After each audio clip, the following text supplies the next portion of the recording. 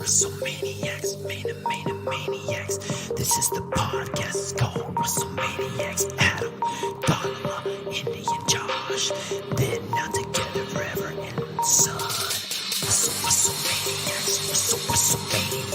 This is the podcast, it's called WrestleManiacs. WWE, AEW, TNA, JPW. WrestleManiacs.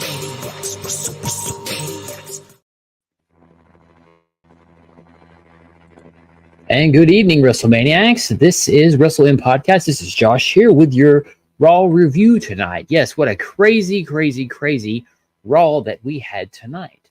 Definitely, we're going to talk about it tonight. We're going to talk about all the craziness that ensued tonight, and definitely going to talk about just Monday Night Raw in general, right?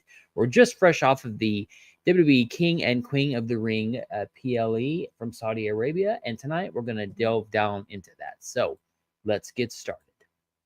So what we had first up is a Gunther in-ring promo, basically coming out with the crown from King of the Ring and basically telling everybody, hey, look, I am the King of the Ring. Now, essentially, Gunther is talking about how he, of course, does have a match scheduled for the World Heavyweight Championship at SummerSlam. And as we all know, that's definitely going to be quite an event and quite a crazy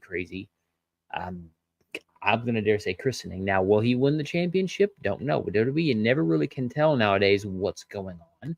But definitely, as he's talking and says about, he's not going to have to basically be cheap about it, not going to have to cash in the Money in the Bank contract. Out comes Damian Priest with JD and also Finn Balor of Judgment Day.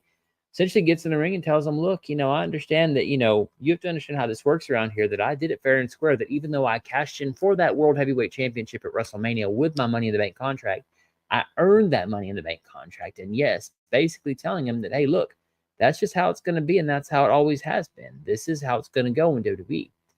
And as they're talking about that and basically just jaw-jacking back and forth, we have our favorite friend, Drew McIntyre, come out and basically just let him know, hey, look, don't forget about Drew McIntyre, that even though Damian Priest, you are the World Heavyweight Champion, that does not mean that I'm not going to be coming for you at Clash at the Castle.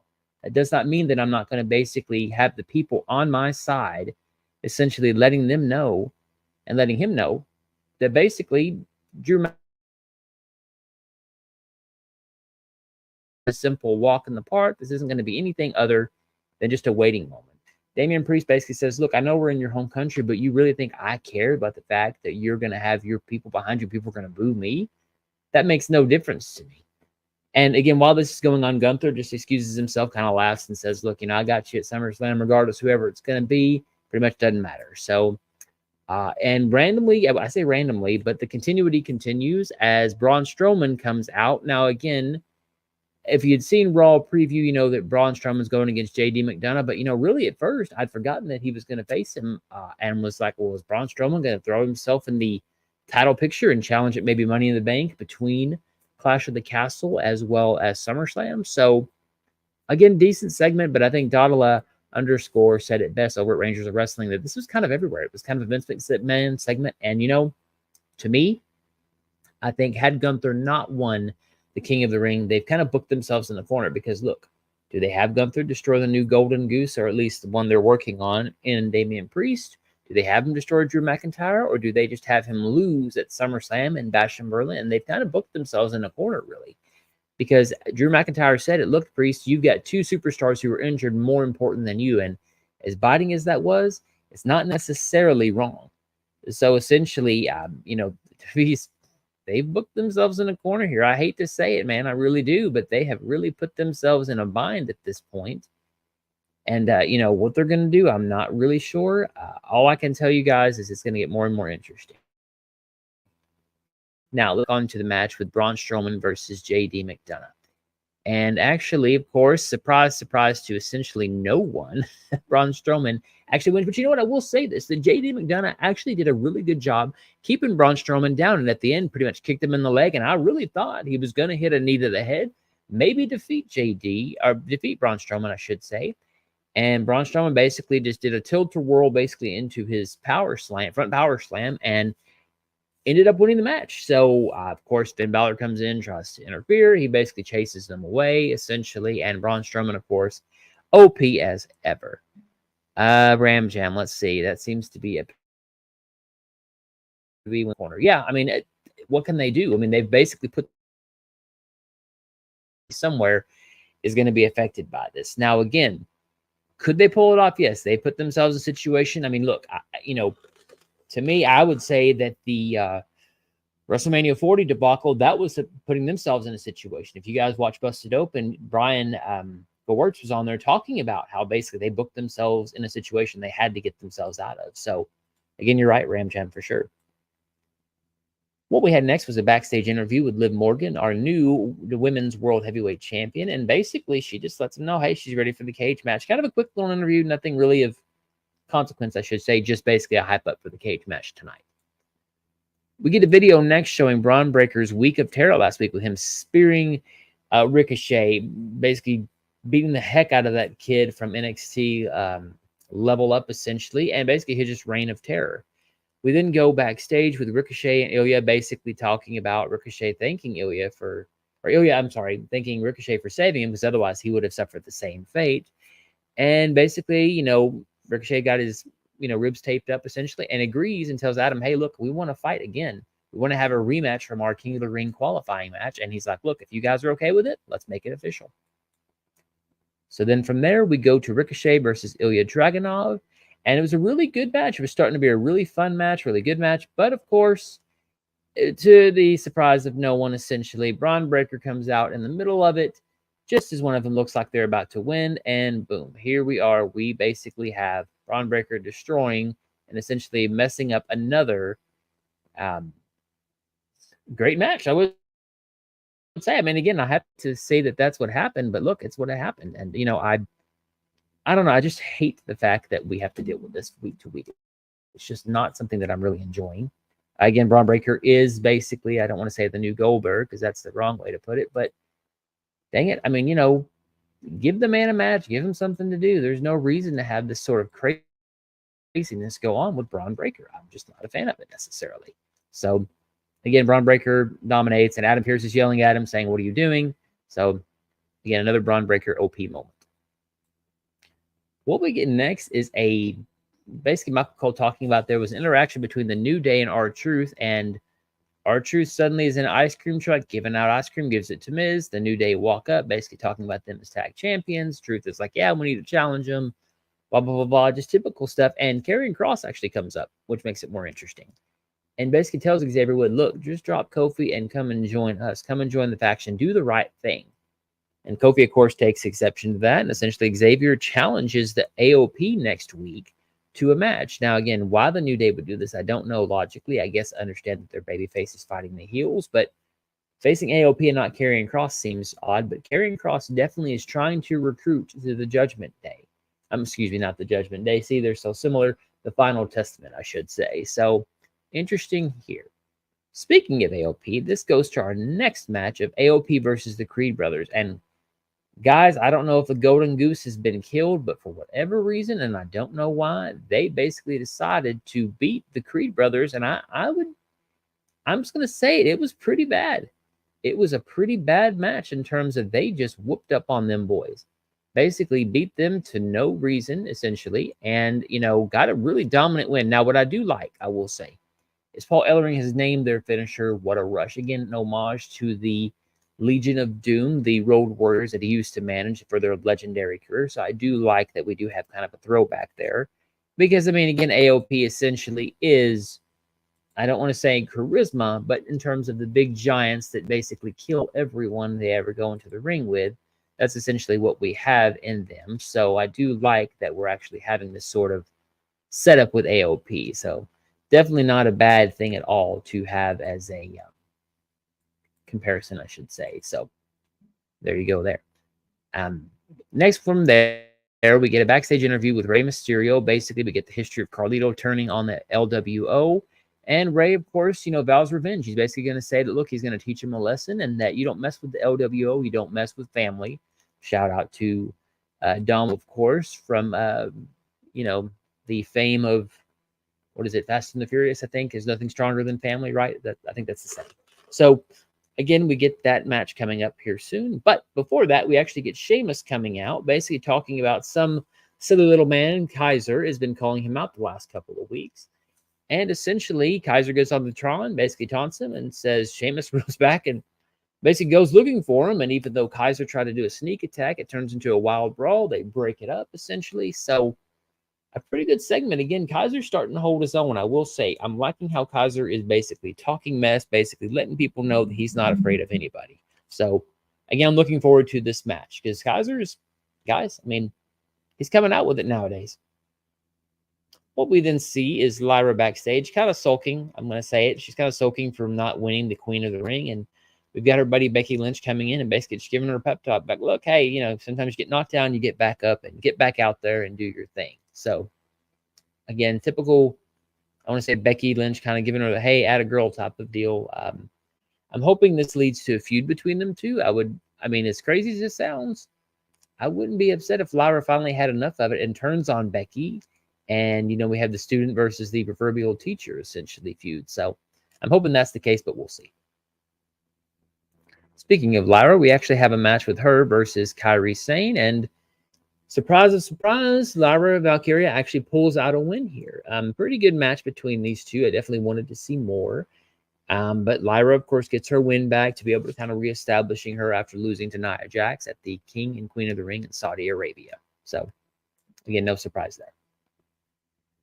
Then we go backstage with the Judgment Day. Priest basically sends Carlito away and saying, get out of here. And asks Finn, hey, you know, you got my back out there, man? You know, you're gonna protect me out there? And says, hey, you know, where's JD at? And JD runs up saying basically he's been chased around the whole entire arena by Braun Strowman, being stalked by him, I should say.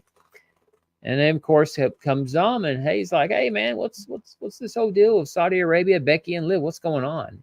Before we get an answer, of course, like we've been having the last couple of weeks with Judgment Day, Damian calling out Dom, we go to the, we don't get an answer. We essentially don't get an answer, and we go to Io Sky, who basically loses her crap.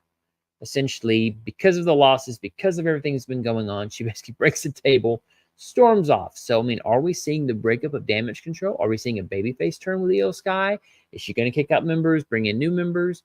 I don't really know. Again, I was a little surprised. Io finally lost her stuff after this. Especially, I thought she would have lost it after losing the title. But I like this. I like an aggressive Io. I definitely want to see where this is going. This then leads... Oh, I'm sorry. Let me see here. Ram Jam. Oh, Becky's contract expires June 1st, as reported by Fightful. She has yet to sign a new contract. Again, that's an interesting thing. We'll talk about that here a little bit later in the main event, for sure. So thanks, Donna, for pulling that out. Appreciate that. We then go to Carlito versus Rey Mysterio, and Rey Mysterio, of course, pulls out the win here. But Damian Priest has had enough of Carlito not holding up his own, and basically with Finn and JD, they tried to help Carlito win, didn't happen. So Damian Priest sets the example and basically just lets them know this is how it's done in the Judgment Day. Because again, we still keep hearing the fact that JD and Finn are failing. They're not taking care of business. And again, Judgment Day's whole idea was individuals taking care of business. There is no leader, but they have a collective goal of helping each other attain their goals, both individually and as a team. So, interestingly enough. Then from there, we go to Chad Gable scolding Tozawa, basically saying for not helping in Saudi Arabia. Hey, man, you could have helped me in Saudi Arabia. Where in the heck were you? Essentially. And, of course, Otis, he's still mad at them. And we go out to a match between Otis and Big Bronson Reed. I think Adala calls it a meat man match or something like that. She'll probably correct me in the chat. We get Otis versus Big Bronson.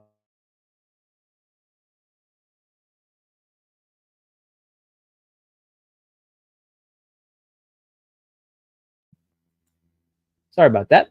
I can't say I'm terribly into Big Bronson Reed necessarily. He's all right. Again, he's started to become a tender, but I don't care about the big man. Again, if he's doing something great, but I've not seen a great feud from him. So, again, a little annoying here and there, but hey, surprise, surprise, Bronson Reed actually wins. And this just drives Chad Gable crazy to the point he calls them all out basically and saying, look, it's time for Alpha Academy. Sorry about that misspelling there.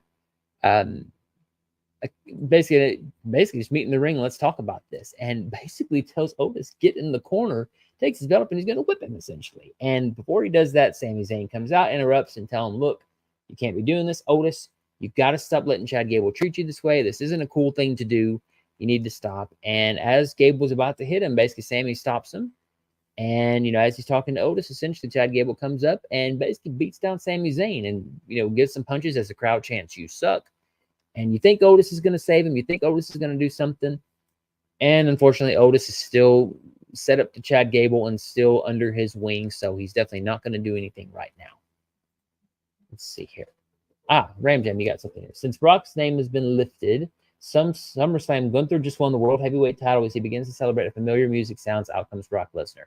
That would be quite a money match. But again, I'm curious to see if they're going to save that for Las Vegas. But again, who knows? I mean, Brock Lesnar has a history of going to take titles from people, especially the New Day. So we'll see from there. But good idea, Ram Jam. That would definitely be a shocker, and no one would see that coming with the return of the Beast. So going from here, we get a backstage segment with Sonia DeVille telling Baszler and Strike that they could be tag champions, but not without their help. And really basically just telling them, look, you need me. You need me out there with you. You need me to help you out. And, basically says the locker room doesn't respect them. And, of course, Alba Fire and Aladon, almost on cue, basically prove that they're not respected at all. So I'm kind of liking this Sonya Deville being like, look, you need me, because, again, she was Raw general manager. Definitely would make sense if she's going to be their mouthpiece. I can't say that we've seen very many times of a female manager for a female team, especially something like this. So they'd definitely be a pretty interesting power dynamic between them two, or between them three, I should say. So I'm not against it. Sonya Deville definitely started getting into her own character, I think, before she got injured. So I'd be for it. I don't know what you guys think, but I definitely would be for it. We then get to the main event, the Women's World Heavyweight title cage match of Liv Morgan versus Becky Lynch. Pretty good cage match for what it was. Again, I can't tell you it was a banger of a match, at least in my opinion. And as Darla mentioned, that yes, Becky Lynch's contract basically ends in a couple of days. Now, do I think she goes to AEW? No, I don't think so. Seth just re-signed. Again, it would be very strange if she went over to AEW. I could see the opposite, Becky re-signing and Seth leaving, maybe. But again, Becky may just want to go home because she's got, I think it's Rue, her daughter's name, Rue, and she's probably a toddler by now. So realistically, maybe she just wants to go home and, live those moments of seeing him. Yes, of course, she travels with him on the road, but that's hard, taking a toddler on the road across the country, goodness, I can't even imagine where. Now, maybe she's home with Seth right now. I don't know. But having a toddler myself, I can't imagine keeping the toddler on the road all that time. So she may just want to go home. Excuse me. So, but in any way, what we have is Liv actually retaining the World Heavyweight Championship match in the Cage Escape in the Cage. And the shocker of shockers to end Monday Night Raw. As Liv is leaving the cage, walking up the ramp, she sees Dominik Mysterio.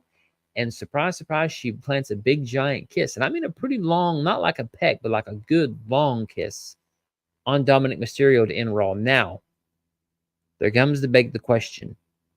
Is this just a ruse to turn against Rhea Ripley? Or is this a ruse upon a ruse upon a ruse to gain Liv Morgan's trust, only for Dom to side back with Rhea Ripley? Again, a shocking term of development. Again, a couple last weeks, we've been seeing Dom showing up in Liv Morgan's matches. We've seen it to where a couple of weeks ago, I think almost 3 or 4 weeks ago maybe, we saw her coming out of the locker room, them two coming out of the locker room together. So what is going on with Liv Morgan and Dominik Mysterio? And let me say this. Even though Becky Lynch is the main eventer here, look, we've got a main story. Let's see here. Ram Jam. I'll stop there. They should bring back the GTV segment just for this storyline. Yeah, I mean, it almost seems like they should. I mean, I think now they're kind of starting to hint at that. We've got to look backstage, not only behind the interviews to see what else is going on, who's talking together, what are they doing together. So the fact that this is a main event storyline with Liv Morgan and Dominik Mysterio puts really faith in both Dominik Mysterio's capability of carrying this and Liv Morgan, who is not necessarily an unproven commodity, but she was a SmackDown champion. But this is a pretty big story. They put the World Heavyweight Championship for women as a main event in a cage match on Raw. Hadn't seen that really, I think, since Trish or Lita. Again, if I'm wrong, make sure to correct me on that. But really the biggest questions I always have for you guys and gals and WrestleManiacs is the following. What are your thoughts on tonight's show? What do you think about the show? Was it a great show? Was it a show that you could do without? Was it a meh show? Was it thumbs up, thumbs down? Definitely let me know what you think. And also, if you will, make sure to follow us on X. And you can follow us on X. And I'm always trying to live tweet during Raw. Tonight, I wasn't able to, just because some of other type of things. But if you will follow us on X at WrestleM Podcast. Again, I'm always out there live tweeting, always trying to interact with you guys and gals and WrestleManiacs. Make sure to as well to follow WrestleManiacs Cast on YouTube under the A Plus Hero Report banner. Like and subscribe and comment. Let us know your thoughts. And folks, that is it from my WWE Raw review. But if you will stay tuned at 12:30 in 10 minutes or so, I'll actually be doing a live review of AEW Double or Nothing. Yes, the pay-per-view on Sunday, this past Sunday. And boy, what a crazy, crazy review that I have for this show, because it was an even crazier type of show, especially the main event. But don't want to give spoilers. Tune in here in about 10 minutes or so, 9 minutes now, at the 12:30 hour to see me live for my AEW Double or Nothing review. So for me, for WrestleManiacs Podcast, as well as for @Donald_, give her a follow on Twitter, and her Rangers of Wrestling, John Cena. So definitely check out some of the pictures she got from this last weekend's event she attended. Again, we'll see you guys on NXT this week for the review, as well as SmackDown and any other WWE PLEs. And you know what? I'm going to say it. I'm actually now, after Double or Nothing, going to follow and review all AEW PLEs or PPVs. They got me convinced now, because you know what? It was a great show. So again, see you guys later. I'm stuck talking now, because I'll see you guys here in about 8 minutes or so. So have a good day, good night, wherever you are, and talk to you soon. Bye.